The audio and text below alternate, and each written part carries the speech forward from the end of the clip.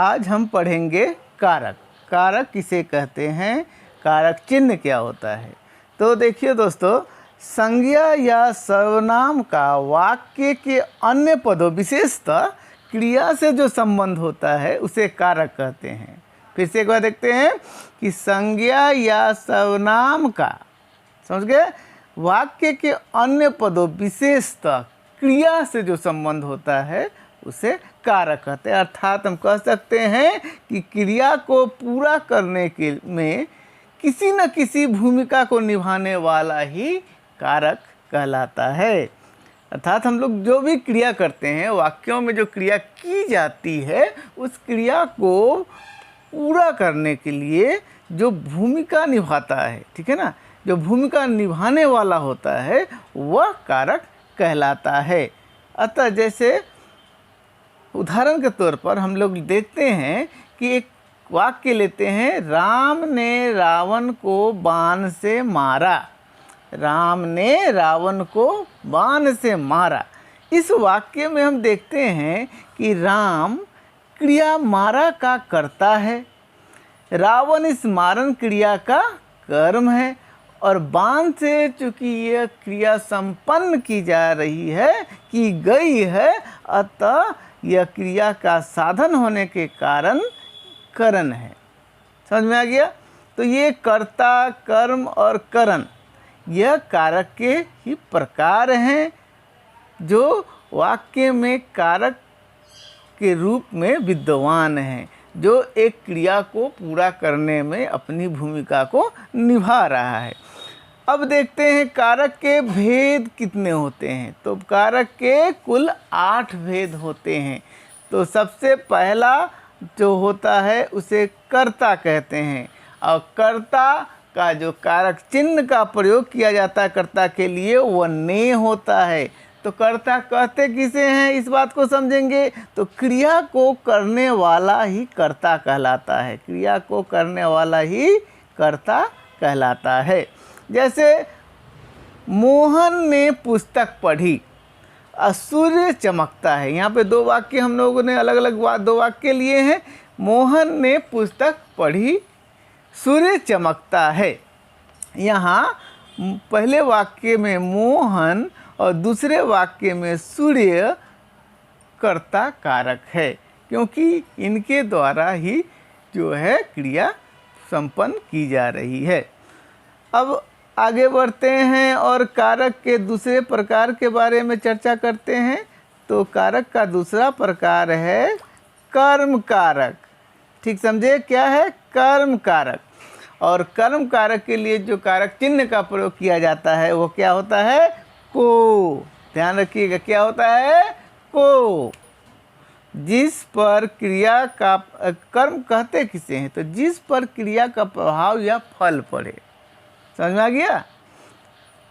क्या बोले, तो जिस पर क्रिया का प्रभाव या फल पड़े, यानी जो क्रिया की जा रही है उसका प्रभाव या उसका जो फल किसके ऊपर पड़ता है, जिसके ऊपर पड़ता है वह कर्म कहलाता है। जैसे कि देखिए उदाहरण में, रवि दूध को पी रहा है।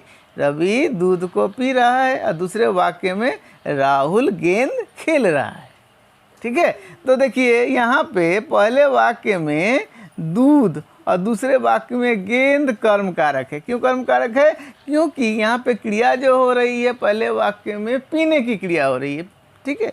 पर पीने की क्रिया हो रही है तो ये क्रिया जो है इसका फल या प्रभाव किस पे पड़ रहा है, दूध के ऊपर पड़ रहा है। तो क्योंकि वो दूध पीने की क्रिया हो रही है। और दूसरे वाक्य में खेलने की क्रिया हो रही है, और खेलने की क्रिया में जो प्रभाव है किसके ऊपर पड़ रहा है, गेंद के ऊपर, क्योंकि गेंद को खेला जा रहा है। ठीक है। अब अगला देखते हैं, तीसरे प्रकार के रूप में हम लोग देखते हैं कारक के करण कारक। क्या कारक, कौन से कारक, करण कारक, सही समझे। करण कारक का जो के लिए जो कारक चिन्ह का प्रयोग किया जाता है वो होता है से। ध्यान रखिएगा, से। करण किसे कहते हैं, तो जिस साधन से क्रिया हो, माने जिस साधन से क्रिया की जा रही हो, समझ में आ गया। तो यानी क्रिया को करने के लिए जिस साधन या उपकरण का प्रयोग किया जाता है उसे करण कहते हैं। सही। अब जैसे कि उदाहरण में देखते हैं, मोहन चाकू से फल काट रहा है। मोहन चाकू से फल काट रहा है। यहाँ पे फल काटने की क्रिया की जा रही है, यानी क्रिया कौन सी है, काटना, और फल हो जिसका प्रभाव उस पर पड़ रहा है वो हो गया करण। तो काटा जा रहा है, पर किससे काटा जा रहा है, फल को काटने के लिए किस उपकरण का प्रयोग किया जा रहा है, तो चाकू का। तो चाकू क्या हो गया, करण कारक। बिल्कुल सही। अब अगला देखते हैं, अगला है संप्रदान कारक। संप्रदान कारक के लिए जिस कारक चिन्ह का प्रयोग किया जाता है वो होता है के लिए। के लिए, ठीक है ना, समझ में आ गया। तो देखिए संप्रदान का अर्थ क्या होता है, इस बात को पहले समझेंगे।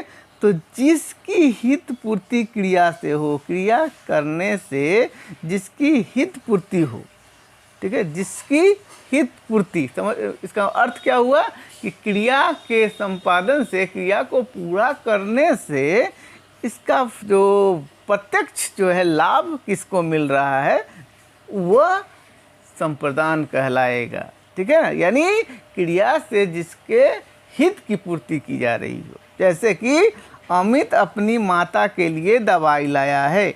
अमित अपनी माता के लिए दवाई लाया है। यहाँ पे क्या हुआ कि अमित जो है करता है, ठीक है, वह दवाई ला रहा है। दवाई हमारा करण हो गया और लाना क्रिया हो गई। ठीक है, अब ये अमित जो है दवाई ला रहा है, इसका जो है, ठीक है, लाभ किसको मिलने वाला है, ठीक है ना, इस दवाई से किसका भला होने वाला है, तो माता जी का भला होने वाला, इसलिए माता संप्रदान कारक कहलाएगा।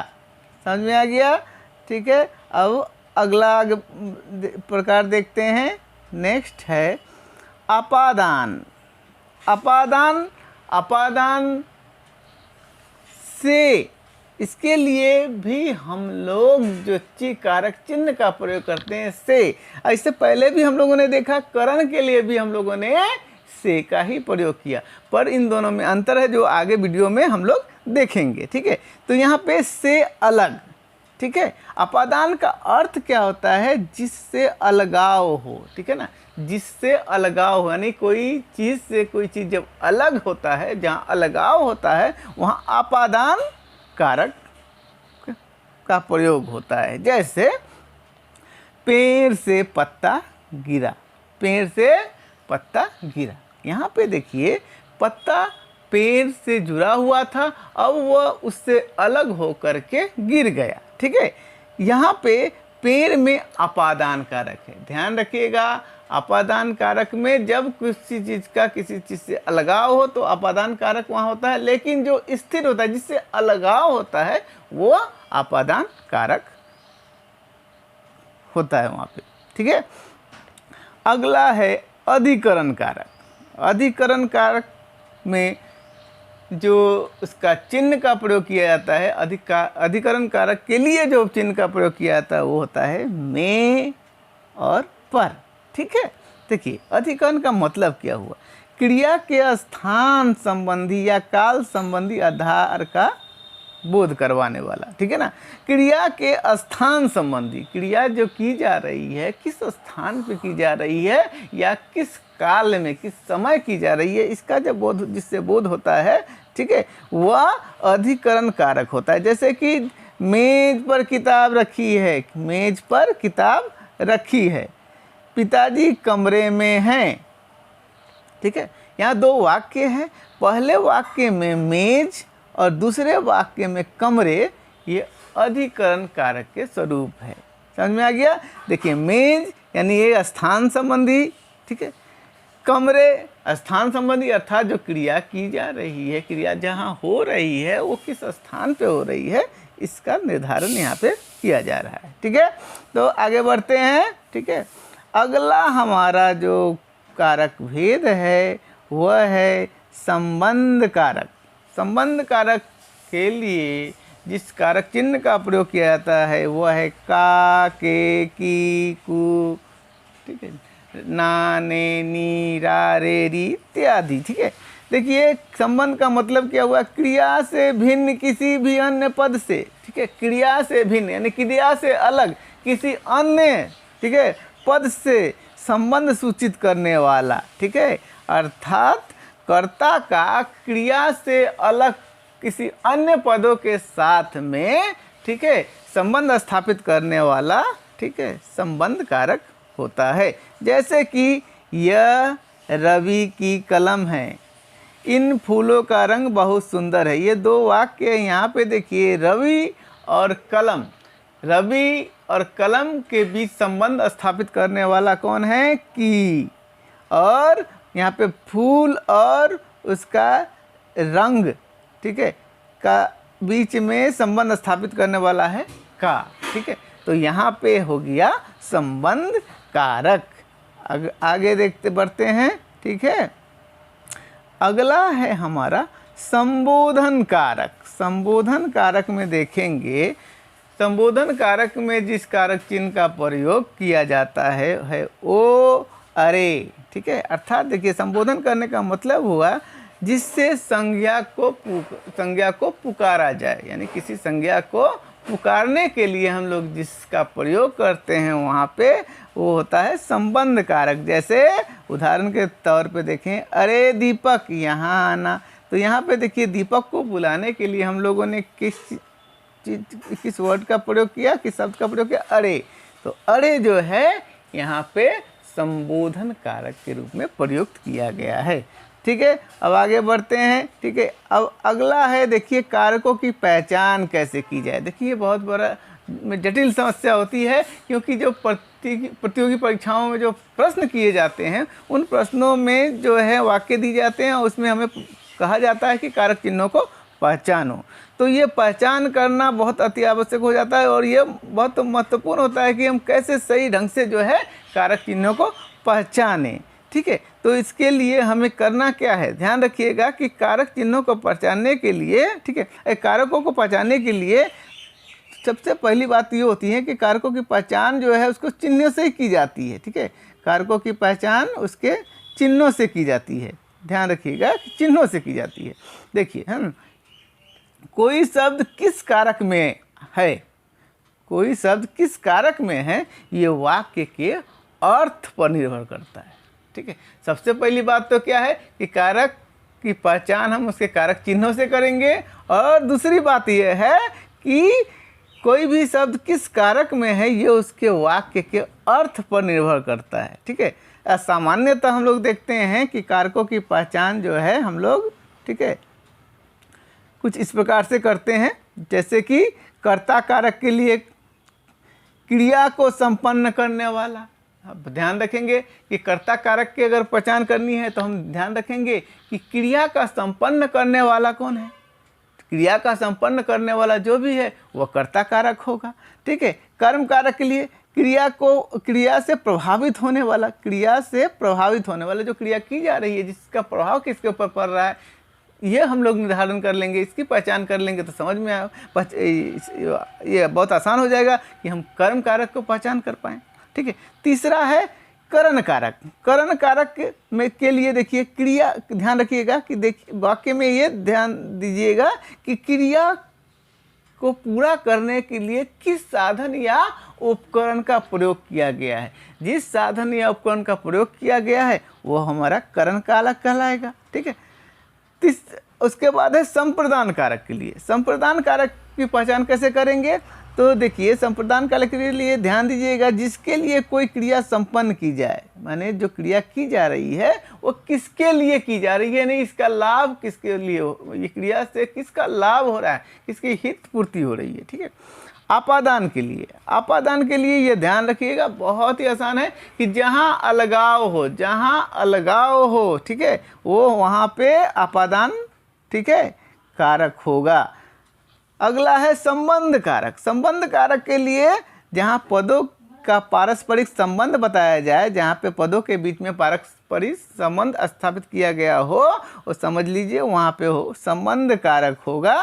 ठीक है, उसके बाद नेक्स्ट जो है वो है कारक। तो कि अधिकरण कारक के लिए हम लोग पहचान कैसे करेंगे, उसकी पहचान करने के लिए ध्यान दीजिएगा, ठीक है। जो क्रिया का आधार, समझ गए ना, जो क्रिया का आधार यानी स्थान हो गया, समय हो गया, अवसर हो गया आदि का बोध कराए, ठीक है, समझ लीजिए कि वहाँ वो है अधिकरण कारक। और संबोधन कारक के लिए, ठीक है, किसी को पुकार कर संबोधित किया जाए, ठीक है। ये तो बड़ा सामान्य सी बात है कि किसी को संबोधित करने के लिए, किसी को बुलाने या पुकारने के लिए जहाँ पे उस शब्दों का प्रयोग किया गया हो, ठीक है, समझ लीजिएगा वहाँ पे संबोधन कारक का प्रयोग हुआ है, ठीक है। तो अब आगे बढ़ते हैं कारक एवं कारक चिन्हों के बारे में। तो अब आगे देखेंगे कारक एवं कारक चिन्ह। आगे जाने से पहले दोस्तों आप लोगों से अनुरोध है कि यदि आप लोगों ने मेरे चैनल को सब्सक्राइब नहीं किया है तो जल्द से जल्द इसे सब्सक्राइब कर दे, साथ साथ बेल का आइकन को भी दबा दे और वीडियो को पूरा देखें। और यदि वीडियो अच्छा लगे तो इसे लाइक करें। आपके लाइक से हमें मोटिवेशन मिलता है और अधिक से अधिक मेहनत करके आप लोगों के लिए अच्छे से कंटेंट लाने की कोशिश करते हैं, ठीक है। तो दोस्तों आगे बढ़ते हैं, ठीक है। कारक एवं कारक चिन्ह, ठीक है, ये ध्यान रखिएगा, इन चिन्हों को हमेशा दिमाग में याद रखिएगा, जिससे आपको जो है बहुत ही फ़ायदा मिलेगा और परीक्षाओं में आपको किसी प्रकार की समस्या नहीं आएगी। जैसे कि कर्ता के लिए ने का प्रयोग होता है, करण के लिए से और के द्वारा के का प्रयोग होता है, अपादान के लिए से का प्रयोग होता है, अधिकरण के लिए में और पर, कर्म के लिए को ए, संप्रदान के लिए को ए और के लिए, संबंध के लिए का के की रा रे री ना ने नी और संबोधन के लिए हे ए हे अरे ओ इत्यादि शब्दों का प्रयोग होता है, ठीक है। अब आगे देखेंगे कि इससे पहले हम लोगों ने चर्चा किए थे कि करण में और आपादान में जिन कारक चिन्हों का प्रयोग होता है वो दोनों में ही से का प्रयोग होता है, ठीक है। करण कारक में भी से का प्रयोग होता है और आपादान कारक में भी कारक चिन्ह के रूप में से का प्रयोग होता है, अर्थात पर दोनों में ही से का प्रयोग होता है। तो इनमें अंतर है तो क्या है, ठीक है, या है ही नहीं अंतर, या अंतर है तो क्या है। देखिए यहाँ पे करण और अपादान, ठीक है, दोनों कारक में से चिन्ह का प्रयोग होता है, लेकिन दोनों में मूलभूत अंतर है। ध्यान रखिएगा, इन दोनों में मूलभूत अंतर है, ठीक है, ठीक है। करण क्रिया का साधन या उपकरण है, ठीक है। जिससे पहले अभी हम लोगों ने इस वीडियो में आगे जाना कि करण क्या है, तो करण क्रिया का साधन या उपकरण है। कर्ता कार्य संपन्न करने के लिए जिस उपकरण या साधन का प्रयोग करता है उसे करण कहते हैं, ठीक है। जैसे कि यहाँ पे मैं कलम से लिखता हूँ, यहाँ कलम लिखने का उपकरण है, अतः कलम शब्द का प्रयोग करण कारक में हुआ है, ठीक है। समझ में आ गया करण क्या है। तो करण का अर्थ होता है कि क्रिया को पूरा करने के लिए जिस साधन या उपकरण का प्रयोग किया गया है। अब अपादान क्या होता है, तो अपादान में अपा यानी अलगाव का भाव निहित है, ठीक है ना। जैसे पेड़ से पत्ता गिरा, पेड़ से पत्ता गिरा, तो यहाँ पे अपादान कारक पेड़ में है, पत्ते में नहीं। ध्यान रखिएगा, जहाँ अलगाव हो पर जो अलग हो नहीं, जिससे अलग हो वहाँ पे अपादान कारक होता है। जो अलग हुआ है उसमें अपादान कारक नहीं माना जाता है, अपितु जहाँ से अलग हुआ है उसमें अपादान कारक होता है। पेड़ तो अपनी जगह पर स्थिर है, पत्ता अलग हो गया है, अतः स्थिर वस्तु में अपादान होगा, ठीक है। तो दोस्तों आशा करते हैं कि आपको कारक संबंधी जितने भी भ्रांतियाँ होगी वो इस वीडियो के माध्यम से आज दूर हो गई होगी।